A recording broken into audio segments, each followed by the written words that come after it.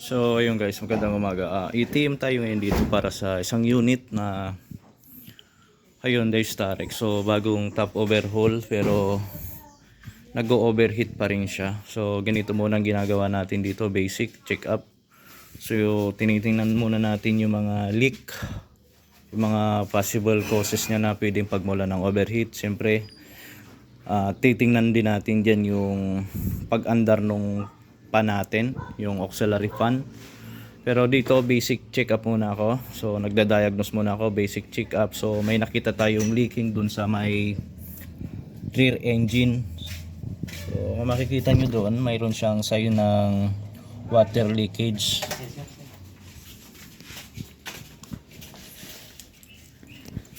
So may water leakage doon sa may pinakalikod niya.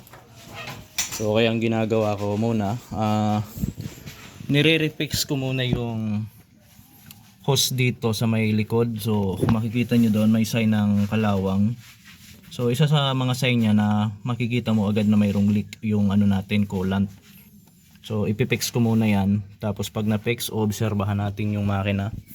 Saka isang pinaka tips ko na rin sa sa Hyundai na ganitong unit. Ito kasing natin, isang unit na to. Kahit bago tayong diyan, bagong top overhaul yan. Pag hindi natin na-bleed ng maganda yan, magkakaroon pa rin siya ng pressure doon sa loob ng makina. Yun ang magiging isang rason kung bakit mag-overheat uli yung makina natin kahit nakabagong overhaul yan or top overhaul. Pero ito, may tuturo din ako sa inyong isang tips na naman pagdating sa isang unit ng Hyundai. So kung makikita nyo dito, ito yung natin, water reservoir tank. So nilalagyan ng coolant. Tapos kung makikita nyo siya dito sa may bandang taas, ito yung bleeder nyan. So kailangan pag naglalagay tayo ng coolant dyan, dapat nakabukas ito.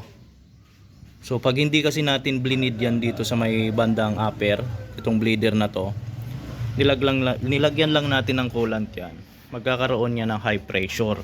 So yun ang uumpisa na naman siyang mag-overheat. So kailangan pag natapos na natin yung yung unit na overhaul or na top overhaul, kailangan nating i-bleed dito sa taas. So mamaya i-bleed natin yan dito. Papakita ko sa inyo kung paano siya i-bleed. So ilalagay ko muna yung tinanggal nating hose doon. Ibabalik ko muna yon para maobserbahan na natin at mapaandar. So ayun ang mga bossing, na ibalik na natin yung hose na inayos natin kasi may nagli-leak doon. So bakit kailangan ba nating i-bleed ito? So ganito po yan mga bossing kung familiar po kayo kasi sa aircon system, ang aircon system kasi natin, mayroon niyang tinatawag na heater core. So yung heater core na yon, nangangailangan nyo ng tubig. So dito sa front natin, sa front dash, may heater core yan. Ngayon kung ang system ng ating unit ay naka-dual lang aircon, so magkakaroon din po yan ng heater core doon sa sa may bandang likod ng evaporator niya. So ito kasing hose na yan, kung mapapansin nyo, papunta siya dun sa ilalim, tapos pupunta yan dito sa likod. So mahaba ang linya ng natin kasi ng system ng heater core. So nandito yung heater core niyan banda sa likod. So yung heater core kasi yun yung magpapainit sa natin, sa loob ng sasakyan kung nasa malamig na malamig na bansa. So ngayon pag hindi natin na bleed yan ng maganda, yung heater core natin doon ngayon, bakante yun. So may hangin yun. So maglalagay tayo ng tubig dito. Kala natin puno na yan. Pero ang totoo niyan kasi, ang heater core natin doon ay may pa yan. May hangin pa yan. So kaya ang kailangan natin dito sa unit na to, yung mga ganitong may bleeder, yung mga mahaba na unit na may heater core na sa system natin. So kailangan natin buksan ito. Ayan, bubuksan natin yan. Ngayon pag nagre-refill na tayo ng tubig dito, so kailangan makikita na natin dito ay tumutulo na yung tubig. So ibig sabihin pag tumulo na yung tubig dito, kumbaga naalis na natin yung air pocket dun sa system ng heater core nya. So pwede na natin takpan yan. So tatakpan na natin yan. So ganun po ang pagbi-bleed ng system dito sa Hyundai Starex na to. So hindi po kasi yan basta-basta nilalagyan lang ng tubig. na akala natin ay puno na. So kailangan i-bleed po natin yan dito. So marami na akong na-encounter kasi yung ganitong bagong overhaul, top overhaul, pero nag-overheat pa rin. So ang nagiging problema kasi nila nandito, hindi sila nagbi-bleed. So kailangan nating i-bleed yan. So yun lang po yung may bibigay nating tips sa unit na ganito, sa Hyundai Starex.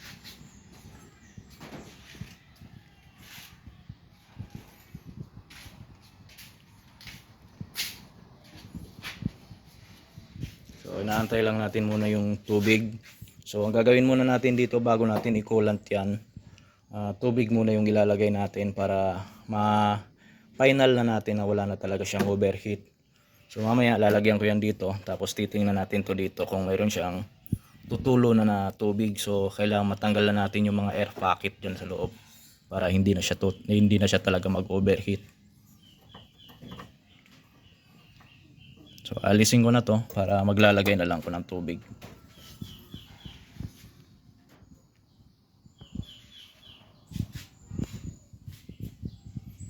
So ayan, meron tayong isang timbang ng tubig. So wala pong lalabas dyan. Gagawin muna natin dito ay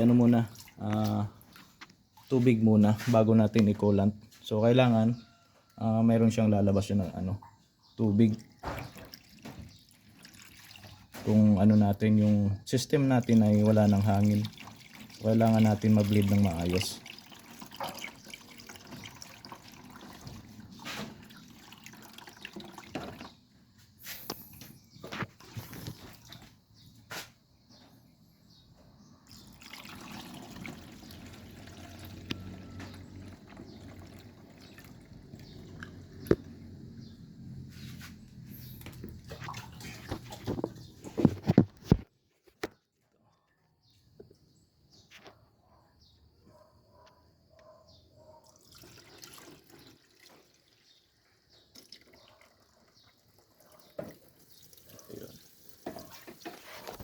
So ayun, kung makikita nyo, mayroon na siyang lumabas na tubig.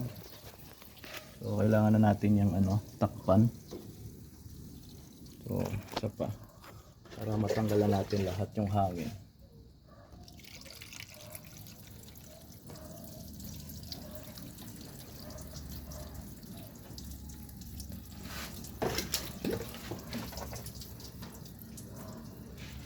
Takpan na natin to.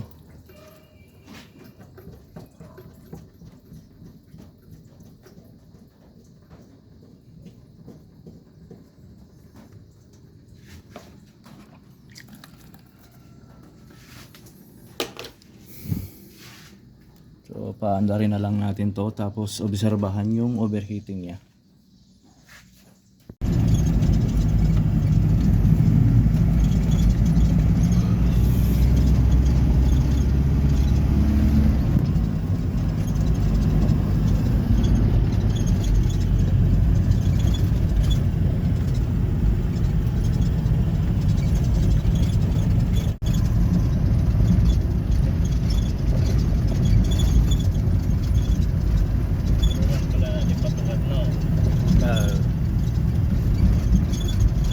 Guys, malayo na yung natakbo namin. So yung temperature niya ay hindi pa umabot ng kalahati. So ang nagka-problema lang talaga sa kanya ay yung cooling system.